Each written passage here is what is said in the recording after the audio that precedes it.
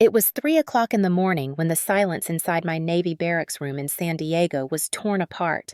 My name is Samantha Hayes, 19 years old, fresh in uniform, a woman who believed discipline could protect me from my past. Yet nothing in my training prepared me for the moment my locked door crashed inward with a deafening crack. I bolted upright, heart hammering, and there he stood in the doorway like a shadow out of a nightmare. David Mitchell, my stepbrother. His presence was an old wound ripped open the embodiment of years I had tried to bury. His breath reeked of whiskey, his shirt stained, his eyes wild with a hatred I knew too well. Before I could shout, before I could move, his hands were already clamped around my throat. His fingers dug deep into my skin, pressing so hard I could hear the pulse in my ears roar like a drum. My head smashed back against the wall, the impact flashing white in my vision. Stars burst across my eyes, the air driven from my lungs in a cruel instant. I clawed at his wrists, nails scraping flesh, but his strength was fueled by something darker than alcohol. He leaned closer, his lips brushing my ear, and hissed words that cut sharper than his grip. "You never belonged here. You are weak, just like your father." The venom in his voice pierced deeper than his choking hands. The image of my father surged in my mind, the man who had once told me never to turn my back on the ocean. He had been my anchor, my protector, and now this man was using his memory as a weapon to crush me. Rage and terror collided inside me, but my body was failing, my chest convulsed, desperate for oxygen, my vision tunneling into darkness. I kneed him hard in the leg, a move drilled into me in training, but it barely slowed him. His teeth bared in a twisted grin, and he whispered again, softer this time, almost tender, as if savoring my collapse. "Nobody is coming, Sam. Nobody cares. You are mine." My heart pounded against his words, against the encroaching blackness. Then, through the fog, I saw it. My phone. It had slid to the floor when the door broke. Just inches from my hand, the faint glow of the screen pulsed like a lifeline. I stretched my arm, every tendon screaming, fingertips brushing glass. David slammed me harder against the wall, snarling curses, but my thumb found the screen. Training and instinct fused into one. Swipe, tap, Sloan. My teammate. 3 letters. SOS. My thumb struck send. My lungs burned. My body trembled. The room shrank into a tunnel. He shook me like a rag doll, laughing low in my ear, repeating words meant to brand themselves into my soul. Weak. Alone. His breath was poison, his grip unrelenting, but beneath the terror, a single thought rose steady and defiant. I had sent the signal. My words were racing beyond these 4 walls faster than his hands could silence me. I felt consciousness slip blackness rising like water pulling me under. Yet in that final moment, a whisper from my training echoed, "Never turn your back on the wave. Face it. Survive it." I surrendered to the void, not with despair, but with a flicker of defiance.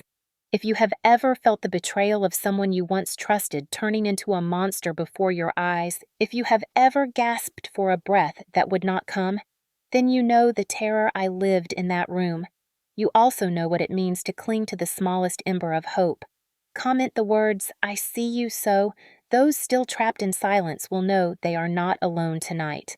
Before the night I nearly lost my life at the hands of my stepbrother, there was a time when my world was painted in sunlight and ocean spray. Childhood for me was a picture postcard of Southern California. I grew up in the San Fernando Valley in a modest single-story ranch house with a cracked driveway where chalk drawings decorated the concrete and where the smell of freshly cut grass mixed with the sweet perfume of bougainvillea climbing our wooden fence. To an outsider, it might have looked ordinary, but to me, it was paradise. My father, a former sailor who had served proudly in the Navy, worked as an aerospace engineer at a plant in Burbank. He carried precision in his bones hands that could draft blueprints in exact detail and then turn those same hands to teaching me the fine art of waxing a surfboard. The smell of coconut wax clung to those memories, forever binding me to the rhythm of waves and the steady calm of his presence. Every weekend without fail, he would load my surfboard into the back of his weathered Ford Ranger. The dashboard was cracked by decades of California sun, and the radio seemed permanently stuck on classic rock stations blasting the Rolling Stones or Tom Petty as we barreled down the 405 toward Santa Monica. Those drives were magic. My father never wasted words. He spoke carefully, like every sentence was worth its weight in gold, but when he did speak, I listened as if my life depended on it. Standing with me at the shoreline, his hand firm on my shoulder, he would say, "The ocean can be scary, Sam. You never turn your back on it. You face every wave head on." I did not understand then how those words would follow me, how they would become a lifeline when another kind of wave threatened to drown me. My mother was the anchor of our little family. She taught English at a local high school and saw poetry everywhere. While my father and I chased waves, she sat on the beach with a paperback in her hands, a serene smile lighting her face as gulls wheeled overhead. To me, she seemed untouchable, a lighthouse of calm and kindness. Our dinners were warm with laughter, the smell of her lasagna drifting through the house while my father's records spun softly in the background. I believed this life was permanent, that it would stretch on forever like the Pacific horizon. But paradise is always fragile. It shatters in an instant. The day my world collapsed was gray and wet, a rare storm sweeping across Los Angeles. I was 12 years old when two uniformed California Highway Patrol officers knocked on our door. I remember the water dripping from the brims of their hats, the mud splashed on their boots, and the way their eyes would not quite meet ours. They stood in our doorway and with practiced words delivered the news that would vaporize everything I knew. My father had been driving home on the I-5 when a semi-truck jackknifed in the rain. He was killed instantly. My mother collapsed with a sound I had never heard from her throat, a scream so guttural it carved itself into the walls of that house and into my memory forever. I stood frozen, clutching the doorway while my world went dark. In the weeks that followed, neighbors brought casseroles that piled in the refrigerator. Cards with scripted condolences filled the mailbox. Our house once filled with the scent of my father's coffee, and my mother's baking reeked instead of grief. My mother quit her job. Curtains were drawn tight, the living room dim and airless. She spent days in bed, her voice reduced to whispers, her laughter extinguished. At 12 years old, I learned to fix myself peanut butter sandwiches standing over the sink.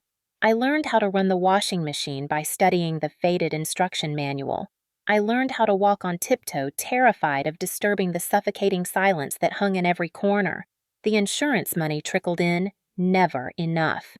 Bills went unpaid, envelopes stamped in red arrived week after week. I watched my mother pawn her jewelry, then sell off my father's beloved set of vintage tools, each piece carried out of the garage like a limb severed from his memory. It was as if piece by piece my family was being dismantled until all that remained were shadows. Yet, in the middle of this fog, I clung desperately to what fragments of paradise remained. I would take my surfboard to Santa Monica alone, paddling out into the waves with no one on shore to cheer me on. I would sit in the sand afterwards, staring at the horizon, pretending I could still hear my father's steady voice.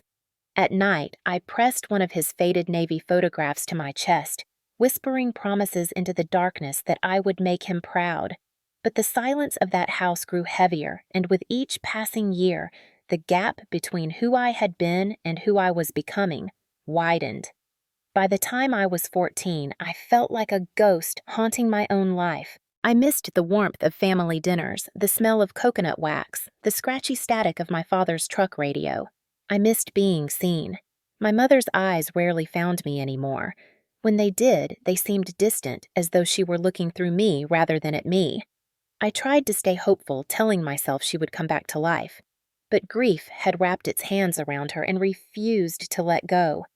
This was the backdrop of my teenage years, a landscape where joy was replaced by survival. And yet, despite everything, I never stopped hearing my father's words. Never turn your back on the wave. Face it head on. At the time, I thought he meant the ocean, but deep down, I began to sense he had been giving me a lesson for life itself.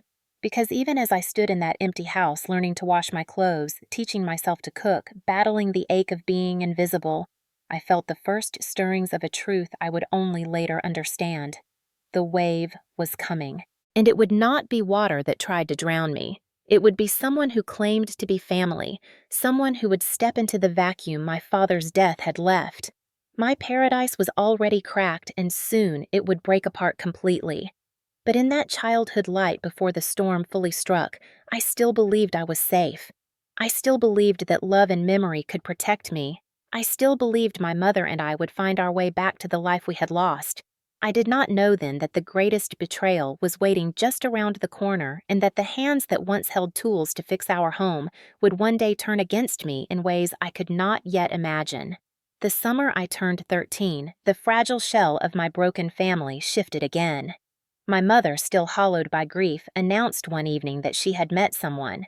She tried to sound casual, her hands fussing with the hem of her sweater, as though the threads could hold her upright. His name was Robert Mitchell, she said, and he was kind, steady, dependable. I nodded, pretending not to notice the tremor in her voice. I wanted to believe her. I wanted to believe that maybe this was the miracle that would pull her back into the light. Within months, Robert was in our living room, his shoes leaving traces of sawdust on the carpet from his job in construction. He brought groceries, helped repair the broken porch light, and charmed my mother with quiet attention. At first I resisted. I did not want another man in the house, not when the ghost of my father still lingered in every corner. But Robert was patient. He never raised his voice, never pressed too hard, and I watched with a mixture of hope and suspicion as my mother began to smile again. The shadows under her eyes softened. She started cooking dinners again, humming faintly as she stirred sauce at the stove. For a moment, I let myself exhale. Maybe this was what healing looked like. Then, not long after Robert began spending nights, his son David moved in. He was 22 older than me by several years, already carrying the swagger of someone who believed the world owed him. He had dropped out of community college, worked odd jobs he rarely kept, and seemed to wear arrogance like a second skin. The first night he sat at our dinner table, he sprawled in the chair as though it were his throne. His eyes found me across the table and held there a beat too long, a smirk tugging at his lips that made my stomach clench. My mother, eager for peace, urged me to be polite. I tried. I forced myself to smile, to answer his questions with short words, but unease coiled in my gut. He was polite enough in front of her, though even then there was a sharp edge to his charm, like a knife hidden beneath velvet. When she left the room, he leaned toward me, his voice low and taunting. "Your father's gone. You have nothing now. All you can do is listen to me." The words hit like a slap. I stared at him, heart-pounding, but before I could answer, my mother returned with a plate of food, and the smirk vanished as though it had never been. That became the pattern. In front of her, David was helpful, attentive, even gentle. He would fix a squeaky hinge, compliment her cooking, ask about her day, with what looked like genuine care. But when her back was turned, the mask slipped. He whispered poison meant only for me. He prowled the edges of my life, testing how far he could push. At first, it was words. He reminded me constantly that my father was gone, that I was weak, that I did not matter. He would stand too close, cutting off my space, lowering his voice until it felt like the walls themselves pressed against me. My mother never saw. She wanted so badly to believe she had rebuilt our family that she refused to notice the cracks forming. When I tried to tell her, she brushed it aside. "David has been through a lot," she said. "He is adjusting. Give him time." Time only made him bolder. By the time I was 15, he had begun controlling the little money I earned from babysitting and part-time shifts at the library. He demanded I hand over my pay, calling it a family contribution, and when I resisted, he mocked me until the fight drained out of my chest. I watched the dollars I had saved for a surfboard vanish into his pocket. He began barging into my room without knocking, rifling through my drawers, taking what he pleased. He once picked up a photograph of my father, studied it, then sneered. "He does not matter anymore. I do."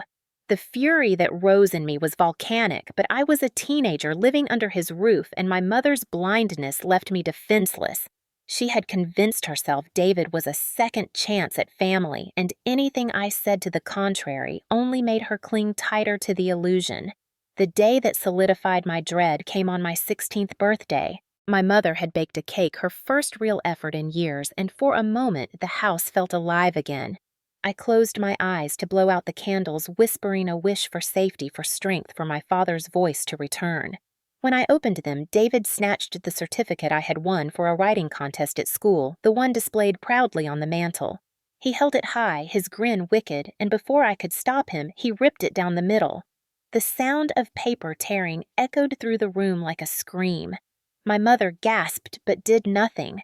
David laughed, letting the pieces flutter to the floor. "You think words will save you, Sam? They are worthless." I fled to my room, heart-pounding tears burning my eyes, the shredded remains of my pride littering the carpet. That night, staring at the ceiling in the darkness, I realized something vital. David was not just cruel. He was a predator, and predators only grow bolder when no one stops them. From that day forward, the air in my home thickened with dread. Every footstep in the hallway made my muscles tense. Every creak of the floorboard had me bracing for his shadow to fall across my door. I learned to hide money in the lining of my shoes. I learned to keep my journals under lock and key. I learned that the paradise of my childhood was gone, replaced by a cage built not of bars but of silence and fear.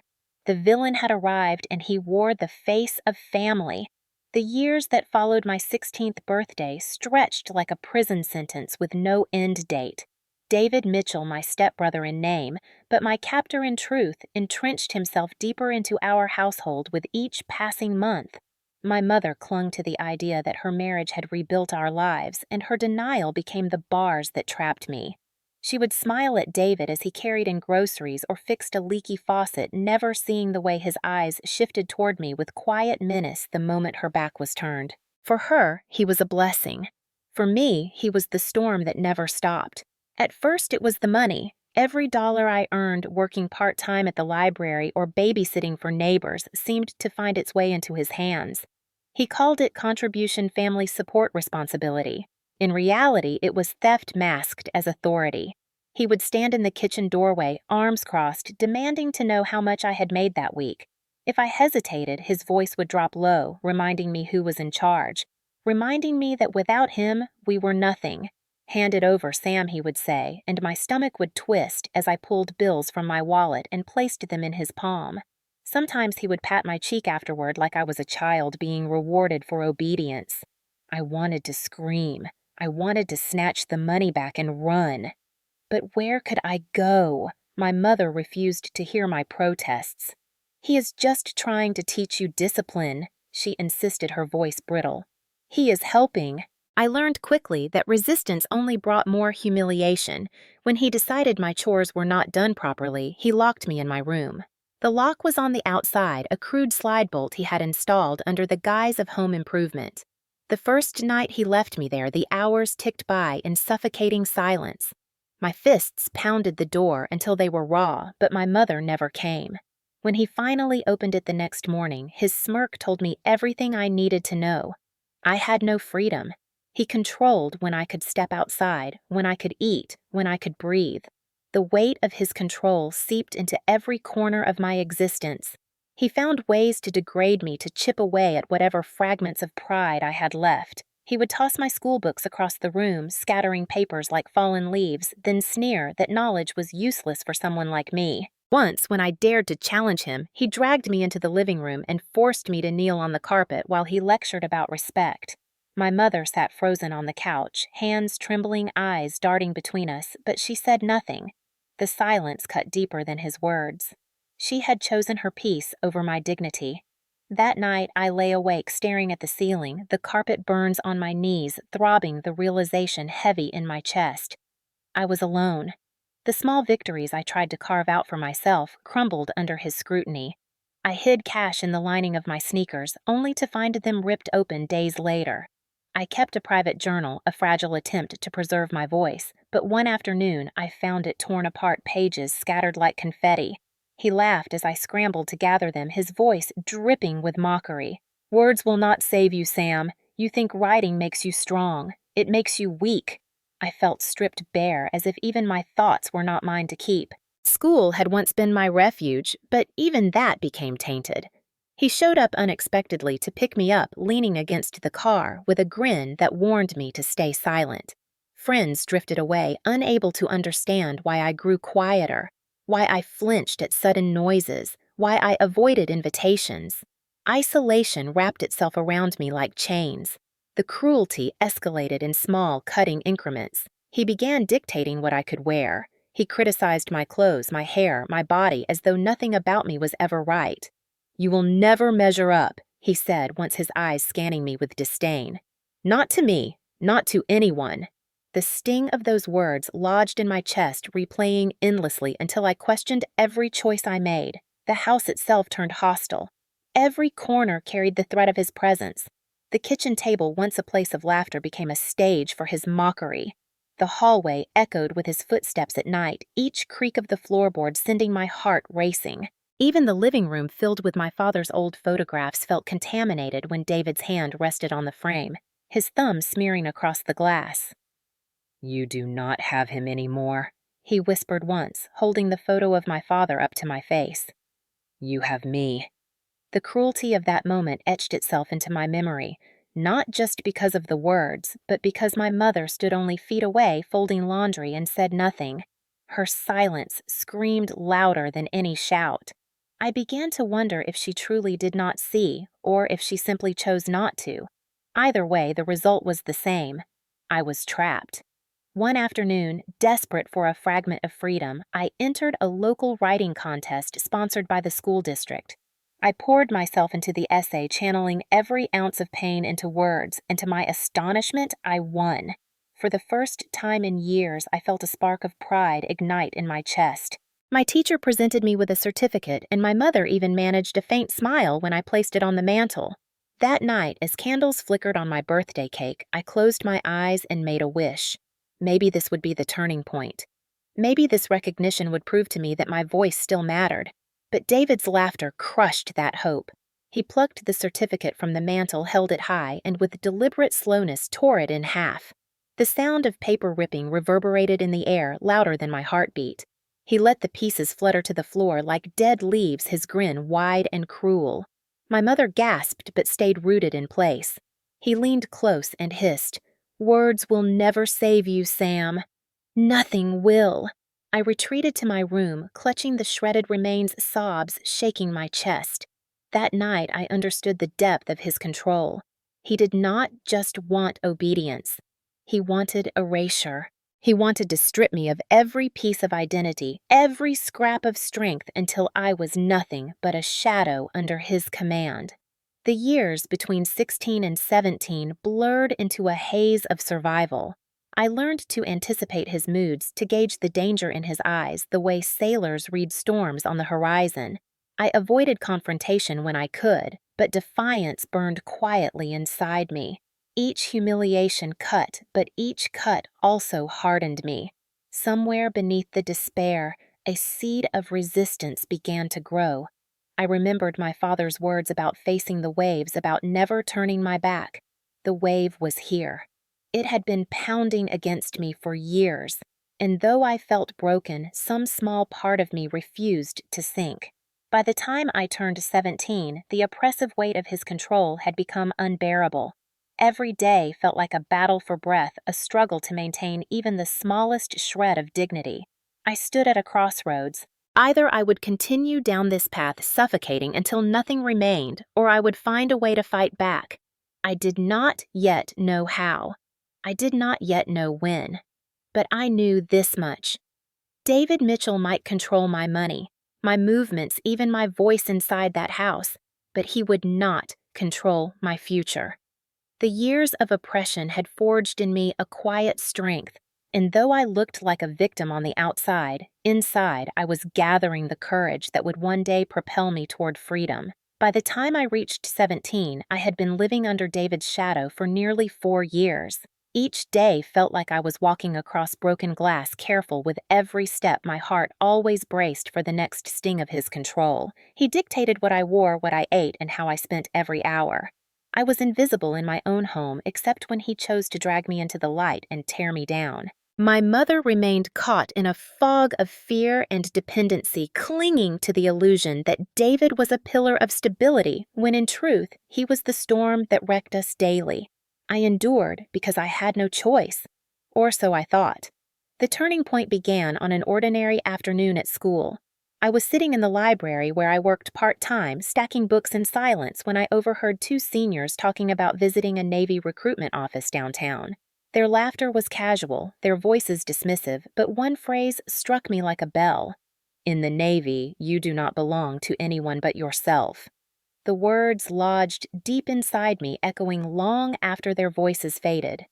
That night, David confiscated the small paycheck I had just earned, sneering as he shoved the bills into his pocket.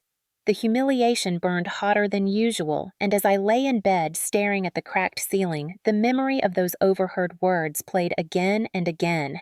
You do not belong to anyone but yourself. It was a promise, a lifeline, and it lit a fire I had thought long extinguished.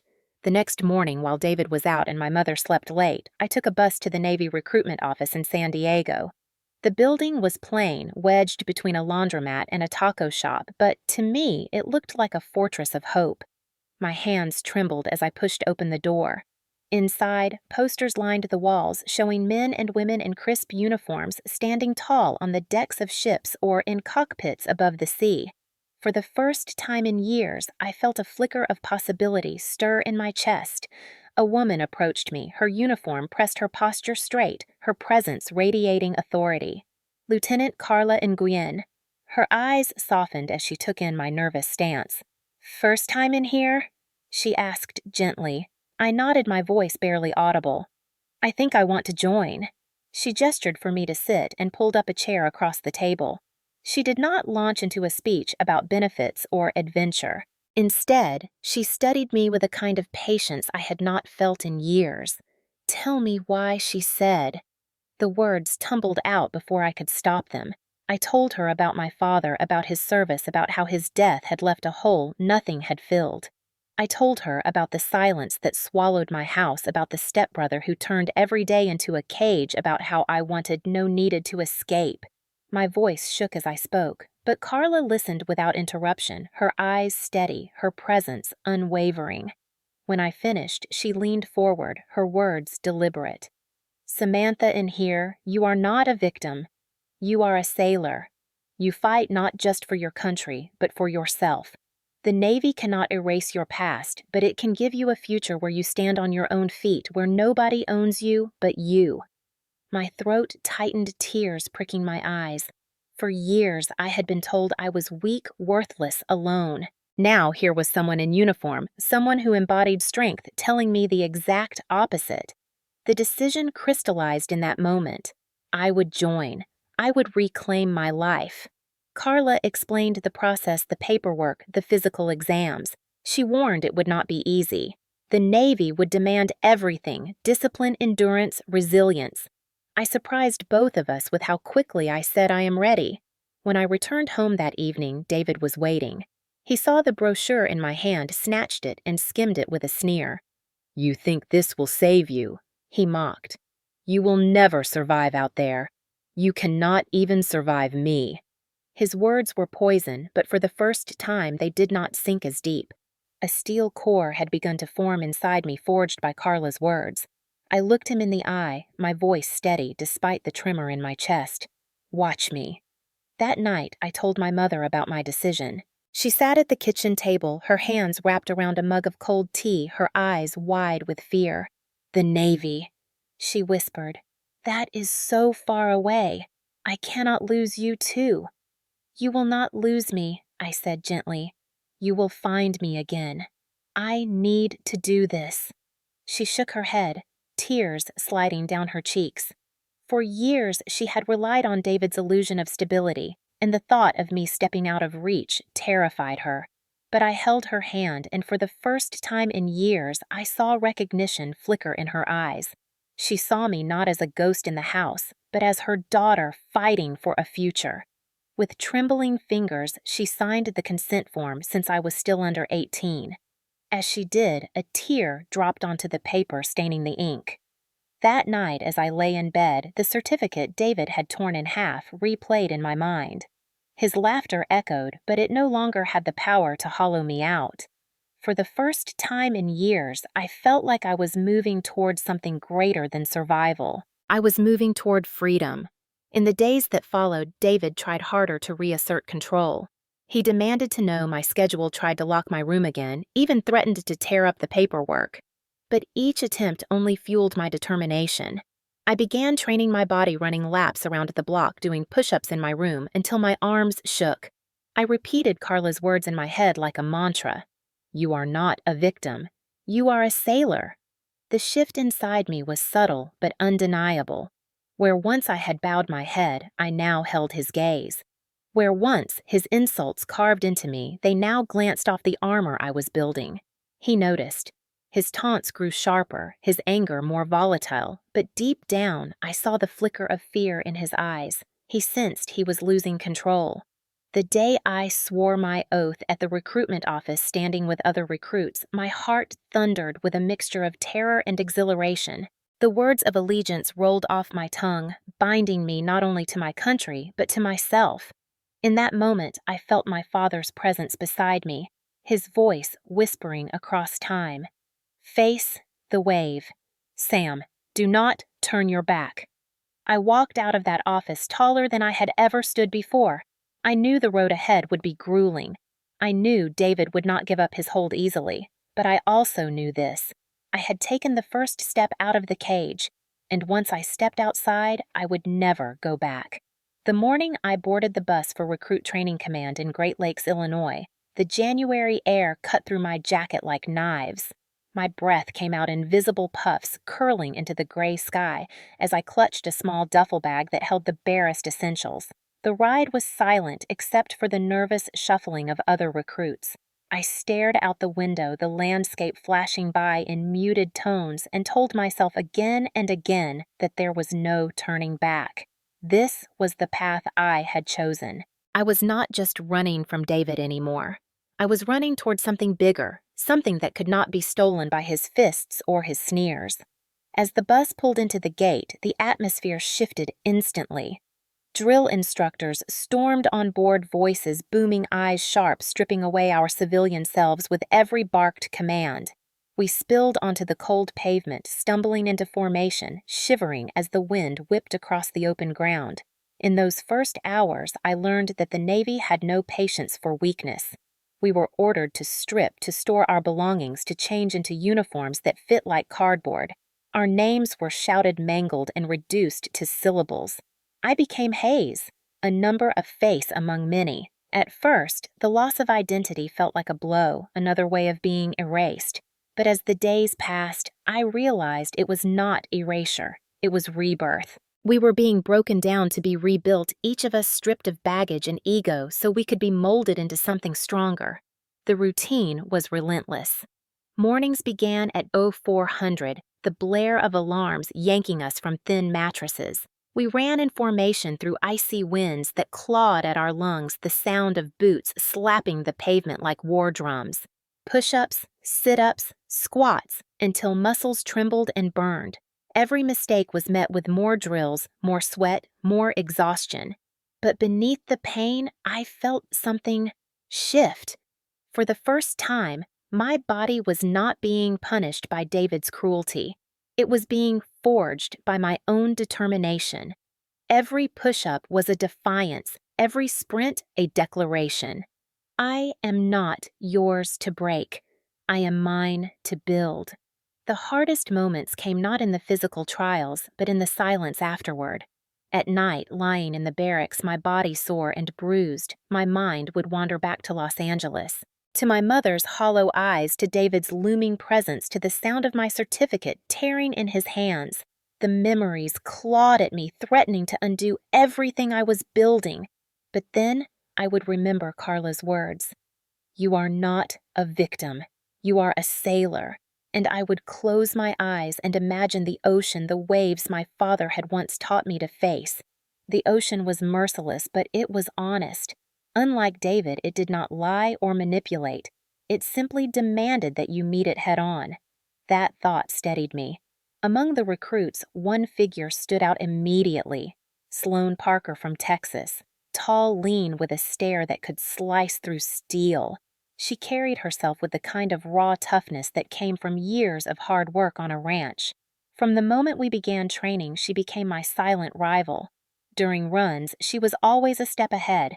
During drills, her push-ups were sharper, her posture straighter.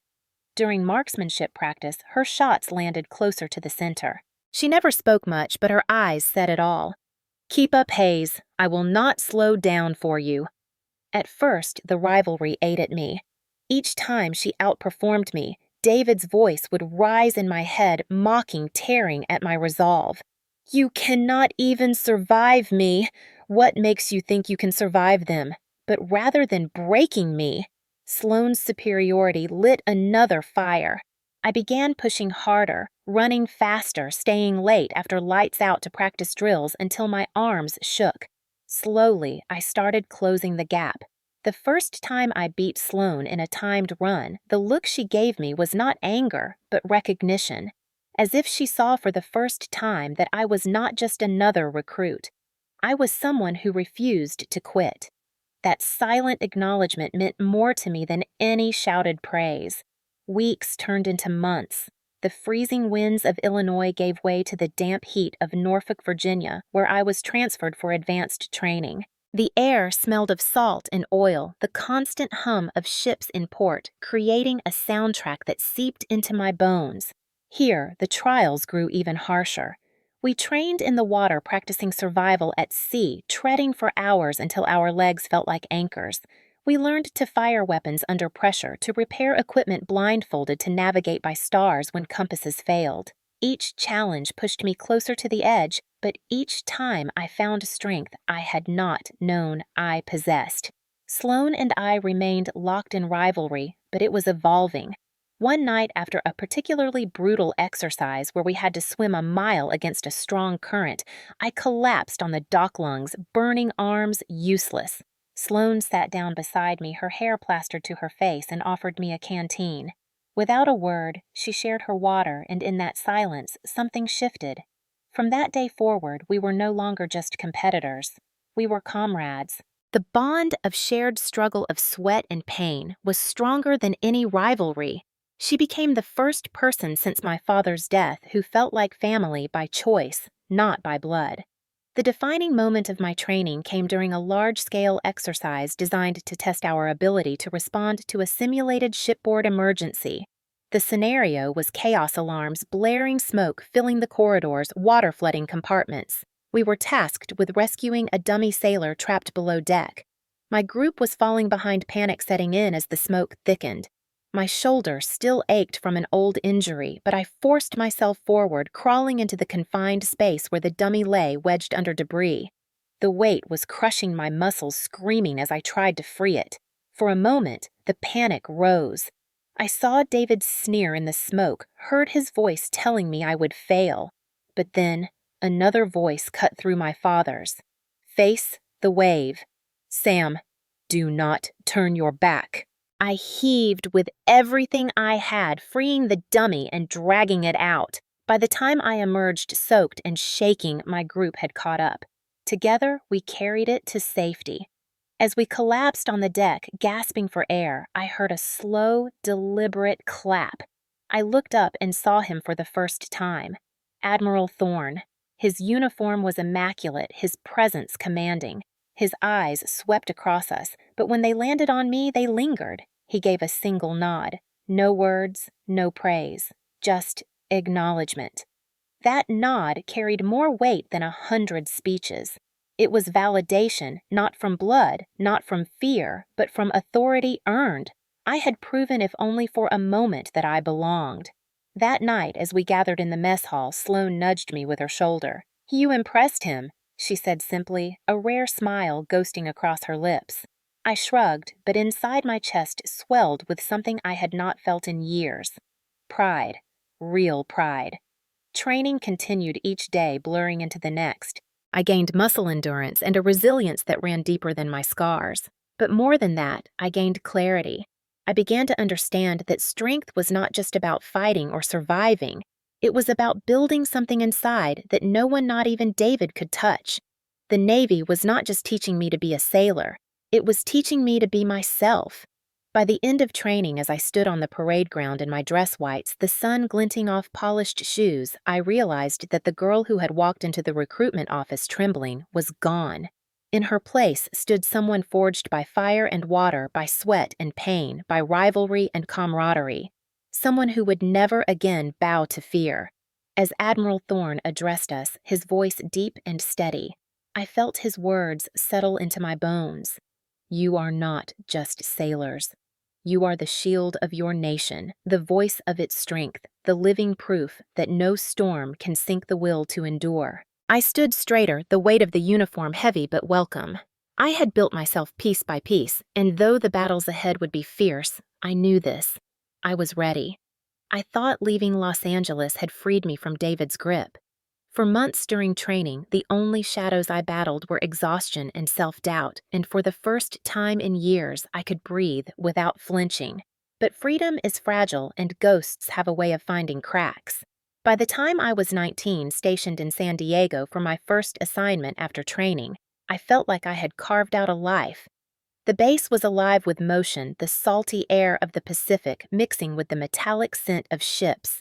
Sloan and I shared late-night coffee in the mess hall, trading stories in the quiet hours between drills. Admiral Thorne's nod of approval lingered in my memory as proof that I had earned a place here. I had built a fortress inside myself brick by brick. Then the cracks began. The first was small, almost easy to dismiss. An anonymous text appeared on my phone late one night after lights out. No name, no number, just 3 words. I know where.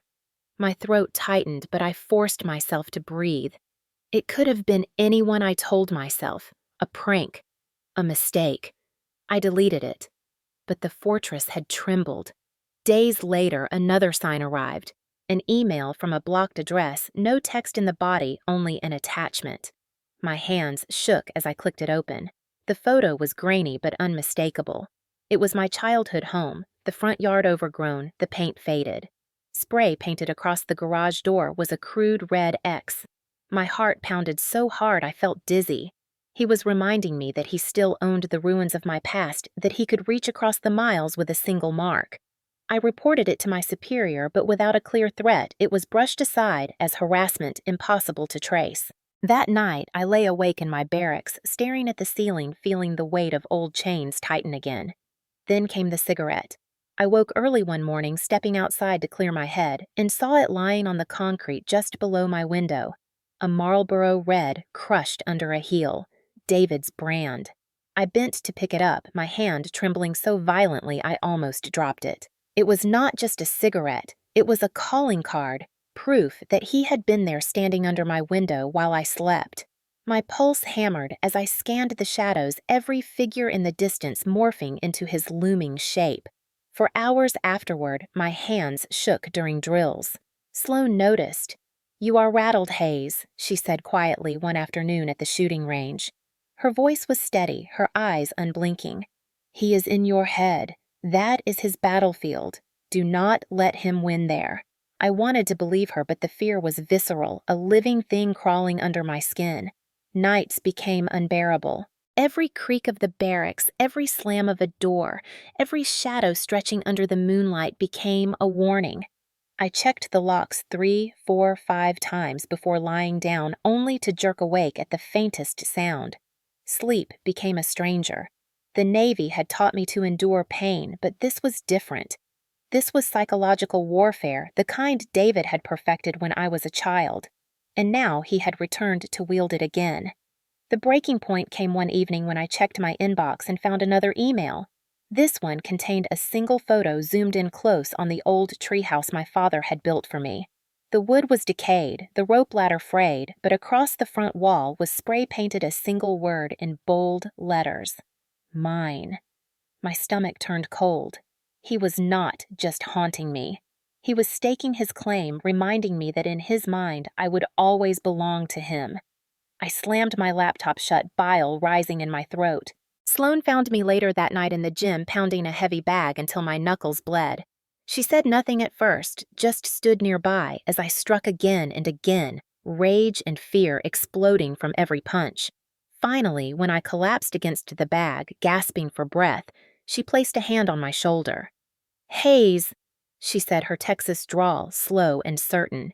"You are not that kid anymore. You are not trapped in that house. You are a sailor. You have a unit. You have me." But her words could not erase the dread coiling inside me, because I knew David. He would not be satisfied with shadows and symbols. He would come for me. One rainy night, the confirmation came. My phone rang the screen, flashing a blocked number. My chest tightened as I answered, whispering hello into the dark. Silence stretched across the line. Then faintly beneath the static came the sound of a radio, a familiar tune I had heard too many times at backyard barbecues sung in a drunken slur. Friends in Low Places. David's favorite karaoke song. My blood turned to ice. He was not hiding. He was taunting. He was letting me know he was near close enough to play his song into my ear. I hung up my hands, trembling so badly I nearly dropped the phone. I reported it again, but without concrete proof, the military police could only advise me to stay alert. Stay alert, as if that could keep him away. From that moment, every corner of the base became suspect. Every white pickup truck sent my pulse racing. Every unfamiliar face in the crowd became his. I started living on the edge of panic, my body ready to fight or flee at the slightest sound. Sloane stayed close, but even her presence could not fully ground me. The fortress I had built was crumbling stone by stone under the pressure of his unseen hand. One night, walking back from the mess hall, I caught sight of a figure standing just beyond the chain-link fence that bordered the base housing. He was tall, broad-shouldered, wearing a cap pulled low. The streetlight flickered, casting him in shifting shadow. My heart slammed against my ribs as I froze, staring. He lifted a cigarette to his lips, the tip glowing red in the dark. My breath caught. Then, as if he could feel my gaze, he turned and melted into the night. I ran back to my quarters, every nerve screaming. For hours, I sat at my desk, my hands pressed together, whispering to myself, "You are not that child anymore. You are not his." But the truth was, I felt like I was 12 again, trapped in that house waiting for his footsteps in the hall. The next morning, Admiral Thorne addressed us in a routine briefing. His presence was calm, authoritative, his words measured. Yet as he spoke of vigilance of protecting not just the nation, but one another, I felt his gaze linger on me for a moment, as if he could see the cracks in my armor. I straightened, willing my body to appear unshaken. But inside, fear churned like a storm. The attacks were escalating. I could feel it. The cigarette, the photos, the calls. David was closing in. And though I wore the uniform, though I had endured months of training, I could not escape the gnawing truth that chilled me to my core. I had left my old life behind, but he had followed. The villain was back, and this time he would not be satisfied with threats. He wanted to finish what he had started. The night of the attack was one of those nights when the world itself seemed restless. Heavy clouds pressed low over San Diego, muting the moonlight and carrying the faint scent of salt and rain from the ocean. The barracks were quiet, most of my unit either asleep or away on overnight, watched the hum of the air conditioning the only sound breaking the silence. I had been lying awake for hours, nerves taut, every shadow on the wall twisting into David's silhouette. My body screamed for rest, but my mind replayed his threats, the photo marked with red paint, the cigarette butt, the chilling strains of his favorite song over the phone. Each memory was a warning. He was coming. I did not know when, but I knew it would be soon. At some point, exhaustion pulled me under. My dreams were jagged, filled with fragments of my old house, my mother's distant stare, David's sneer. Then, a noise jolted me awake. A faint scrape at the door, the metallic sound of pressure against the lock. My heart leapt into my throat as adrenaline surged through me. I reached for the small lamp, but before I could move, the door shuddered. One kick. Two.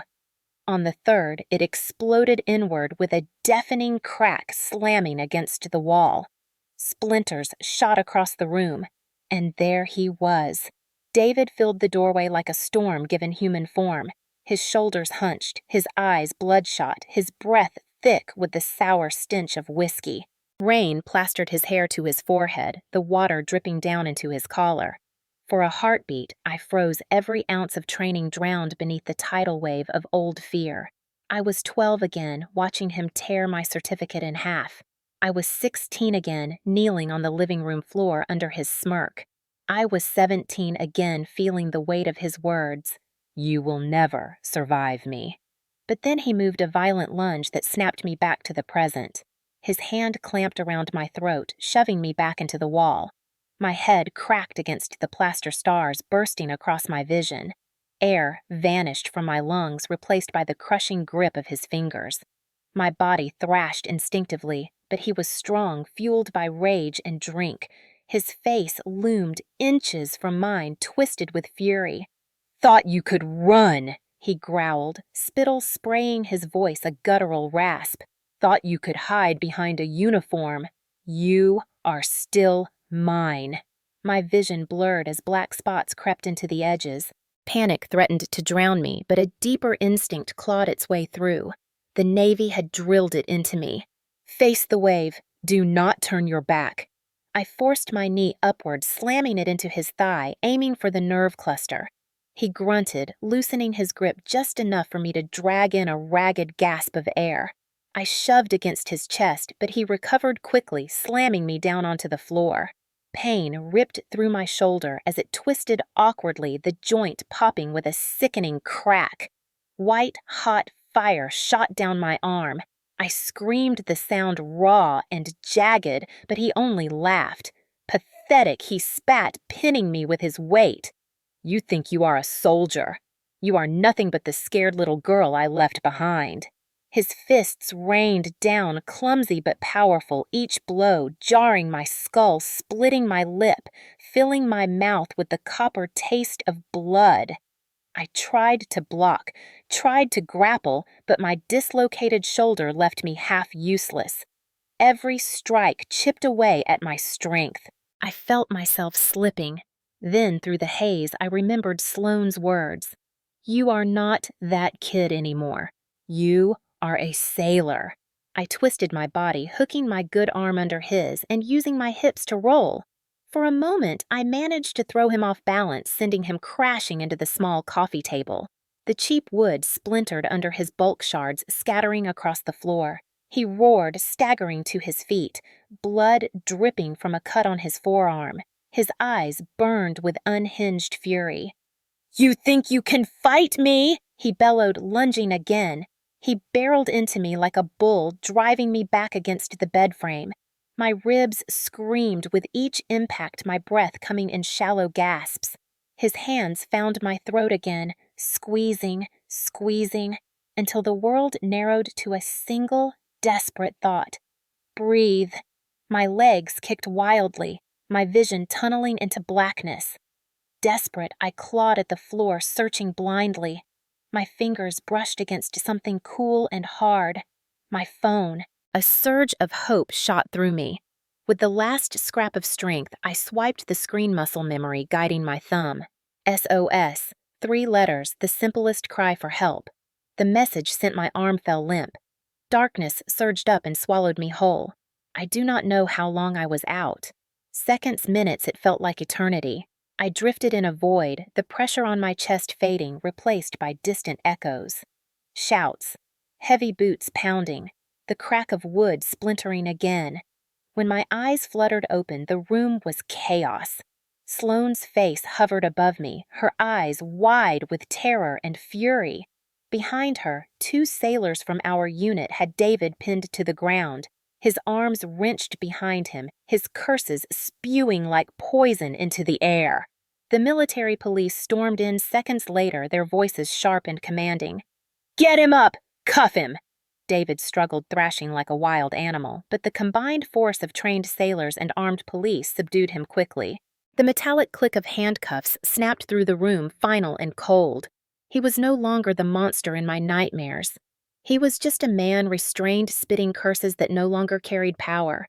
My body trembled uncontrollably, my throat raw, my shoulder screaming in pain, but relief flooded me in equal measure. I was alive, and he had lost. Sloane's hands were on my face, steadying me as tears blurred my vision. "Stay with me, Hayes," she urged, her voice breaking. "You are safe now." Her presence anchored me as the medics rushed in, lifting me onto a stretcher. The last image I saw before being carried out was David pressed against the wall, his eyes wild but powerless, surrounded by uniforms that outnumbered and outmatched him. For years he had convinced me I was trapped, that I could never escape. But now, with one SOS, my family in uniform had answered, and the monster who once ruled my life had been reduced to nothing more than a prisoner in chains. The first thing I registered when consciousness seeped back in was the sterile smell of antiseptic. It was sharp, clean, almost painful after the chaos of the night before. My eyelids felt heavy, my throat raw, every breath scraping against bruised tissue. When I finally forced my eyes open, the harsh white light of the base hospital ceiling greeted me.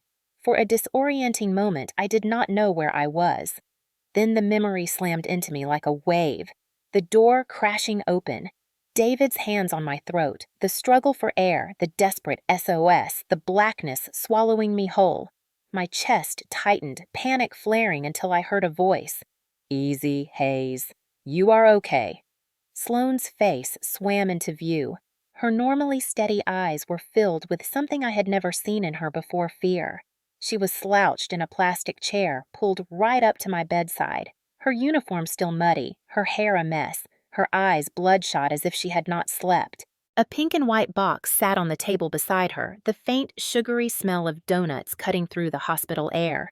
She noticed my gaze and gave a crooked smile. "Could not let you wake up without these." My throat tightened, tears pricking at the corners of my eyes. For months, she had been my rival, then my comrade. Last night, she had been my lifeline. Without her, I would not be breathing.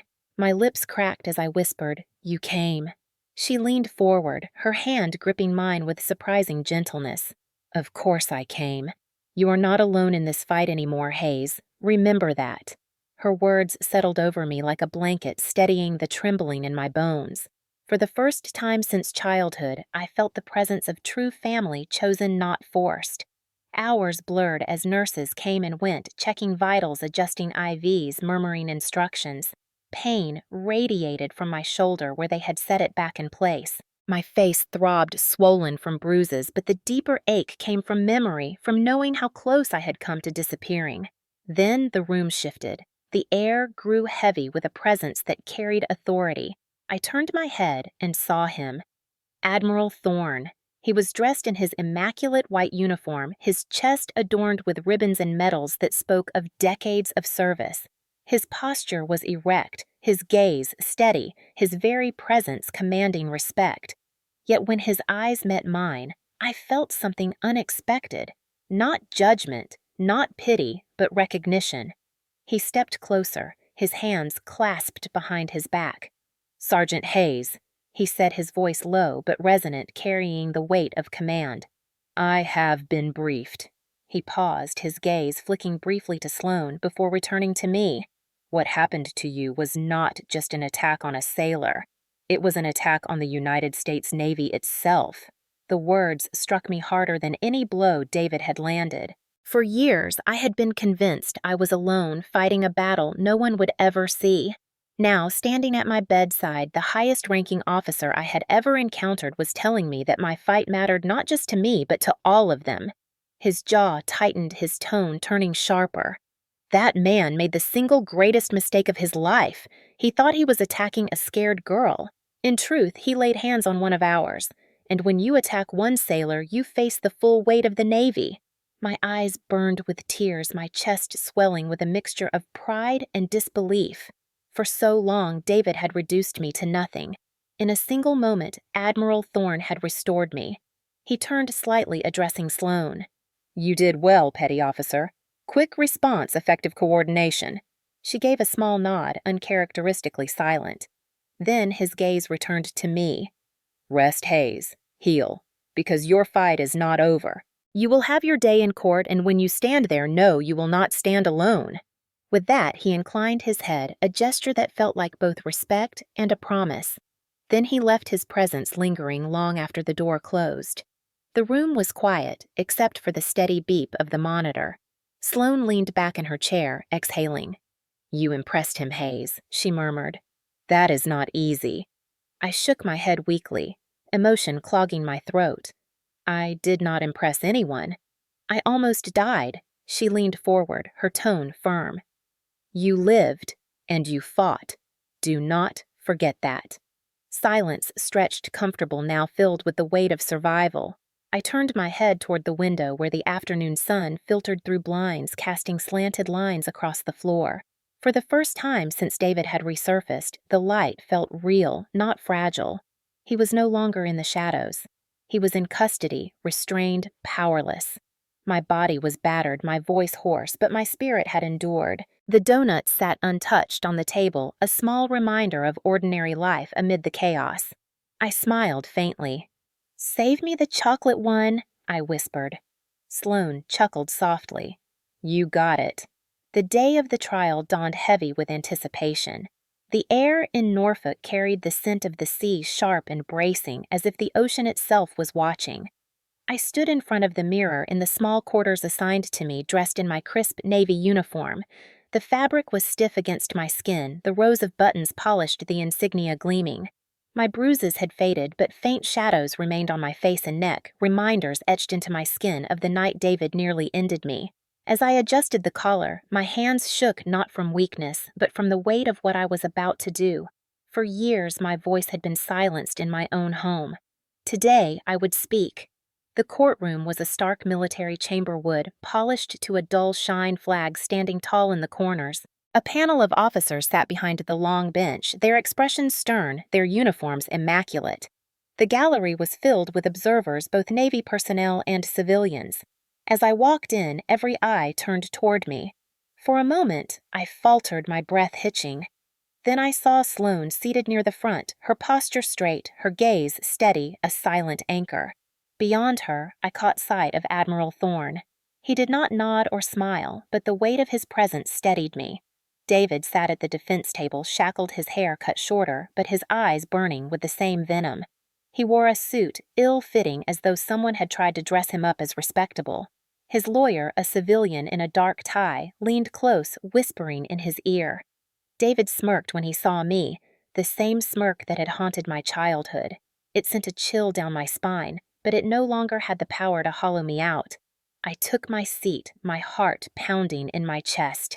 The proceedings began with formalities, charges read aloud, assault, unlawful entry onto a military installation, attempted battery. Each count landed like a hammer, each word a reminder that what he had done was not just cruelty, but crime. The prosecution presented evidence first.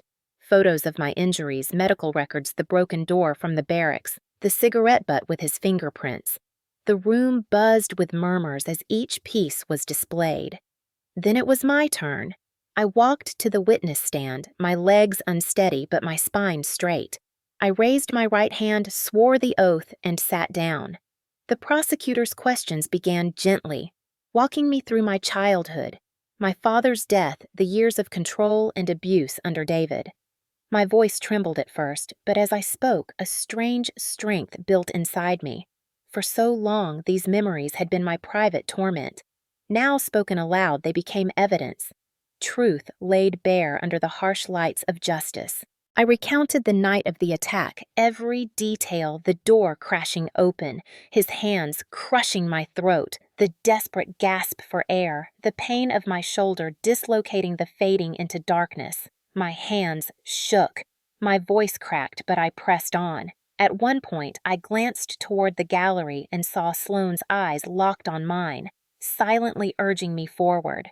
I drew breath and continued. The defense attorney tried to dismantle me. He suggested I had exaggerated, that I was rebellious, that my history of conflict with David painted me as unstable. He even hinted that joining the Navy was a way to escape discipline at home, not a noble choice. For a moment, his words clawed at my confidence, pulling me back to those years of being told I was worthless. But then I remembered Admiral Thorne's words. When you attack one sailor, you face the full weight of the Navy. I sat taller, my voice firmer. I told the court about my training, about my growth, about how David's control had shaped me, but not defined me. I looked straight at him as I spoke. "You told me I would never survive you. But I did. And I am not your victim anymore." Murmurs rippled through the room. David shifted uncomfortably, his smirk faltering. The prosecution called Sloane next. She described finding me unconscious, her voice unwavering though her eyes burned with restrained anger.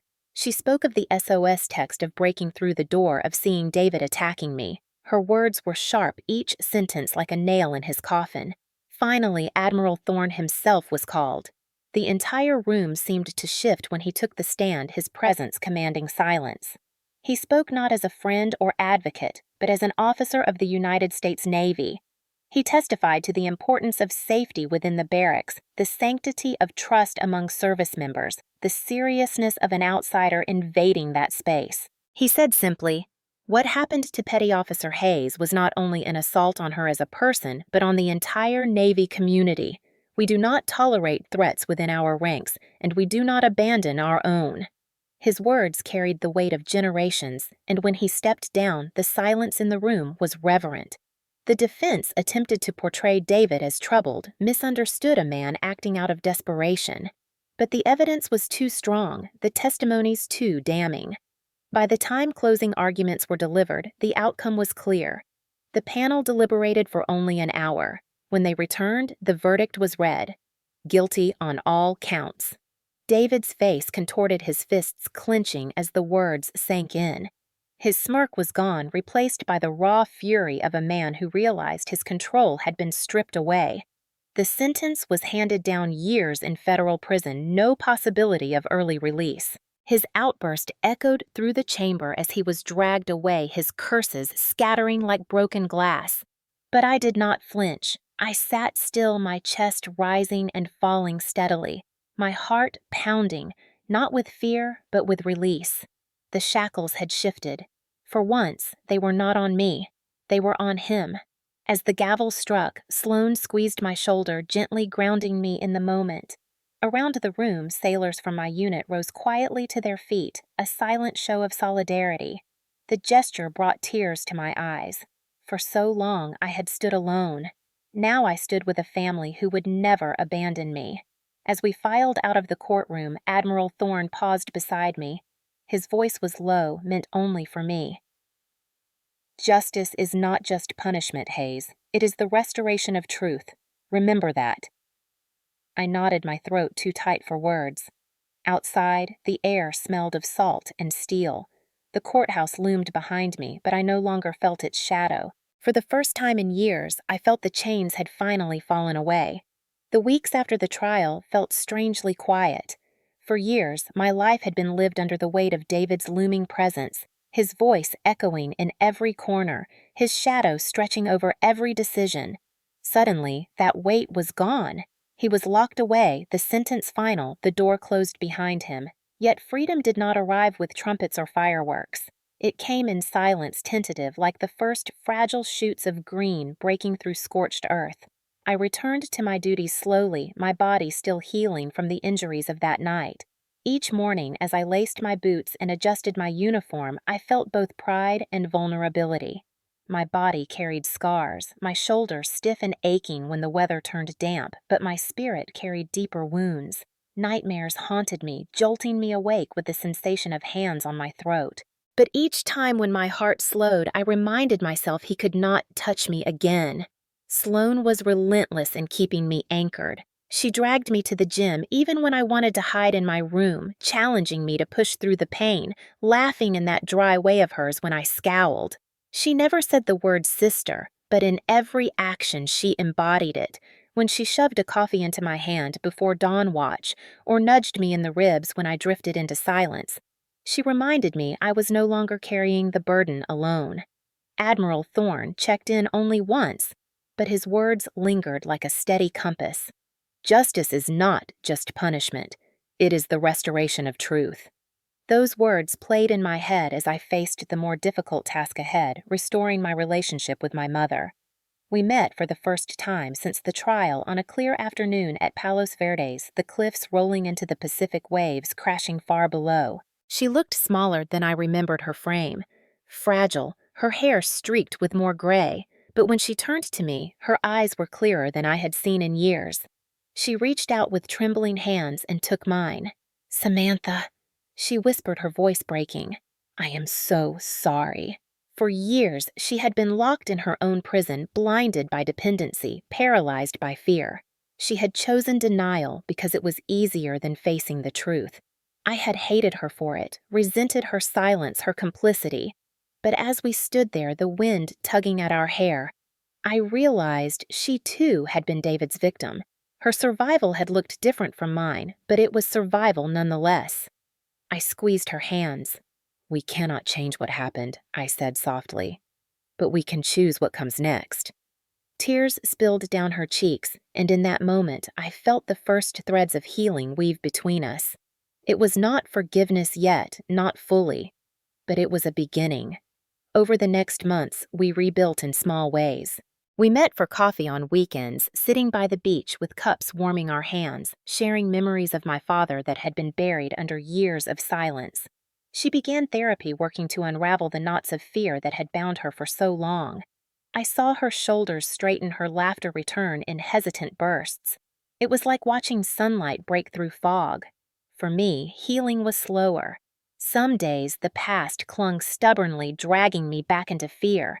But the Navy gave me rhythm, purpose, and the comfort of routine. Each drill, each watch shift, each shared laugh in the mess hall grounded me in the present. Sloane's friendship grew into something unshakable, the kind of bond forged only in fire.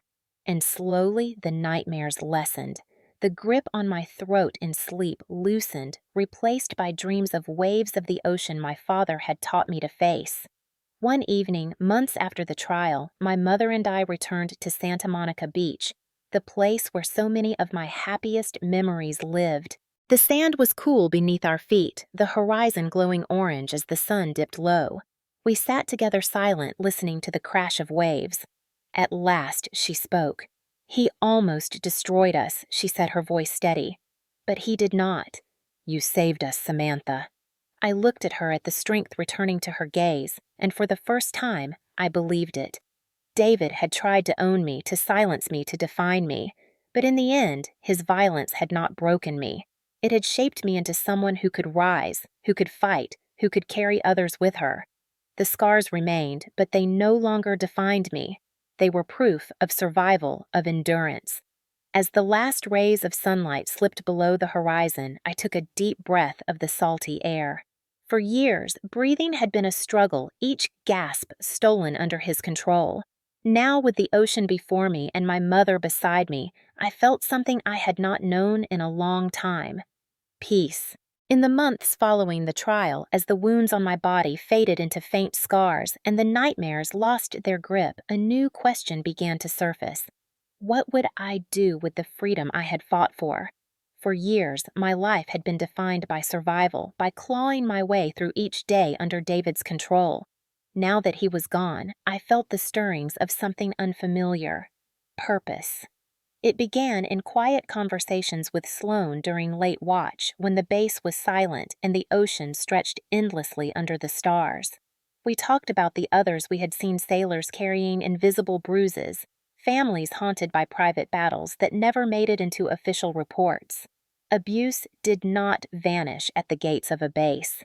It seeped into the lives of those who wore the uniform, often hidden behind discipline and duty. I knew too well how silence could strangle as effectively as any hand. Sloane looked at me one night, her gaze sharp under the dim light. "You cannot just survive, Hayes. You have to build something so others can too." The seed planted that night grew quickly. With Sloane's help and Admiral Thorne's support, we proposed a program designed to provide confidential resources for sailors and their families facing abuse. We called it Operation Safe Harbor. The name carried the weight of what I had once craved: a place beyond storms, a refuge where you could breathe without fear. Admiral Thorne championed the initiative, standing beside me as we presented it to higher command. He spoke with his usual gravity, but when he gestured for me to share my story, I felt the room shift. Telling it again, not as testimony in a courtroom, but as a mission, was different. This time, I was not just exposing pain. I was transforming it into a tool for change. The program launched quietly at first, a hotline staffed by trained counselors, support groups available on bases, partnerships with civilian shelters. But word spread. Sailors who had carried secrets for years began to step forward. Wives, husbands, children, they found voices where silence had once suffocated them. Each story I heard cut deep, but each one reminded me why I had survived. Not just for myself, for them. My mother became one of the first volunteers. She completed training offering support to families walking the same path she had stumbled down for so long. Seeing her sit in those sessions, her hands steady as she guided others through fear, filled me with a pride I had not thought possible. She had found her strength again, and in doing so, she helped others find theirs. On the anniversary of the night David broke into my barracks, I returned to Santa Monica Beach with my mother. The ocean roared as it always had, eternal and merciless, yet strangely comforting. We stood barefoot on the sand, the cold water rushing over our toes. She slipped her hand into mine, and we watched the sun sink toward the horizon. For a long time we were silent, listening to the waves. At last she spoke. "He thought he could take everything from us," she said quietly. "But look at you now. Look at what you have built." Tears stung my eyes, but they were not tears of sorrow. They were tears of recognition. David had tried to claim me with a single word spray-painted across my old treehouse. Mine. But he had been wrong. I was not his. I had never been his. I belonged to the sea, to the Navy, to myself. And now, through Operation Safe Harbor, I belonged to everyone who needed proof that survival could turn into strength.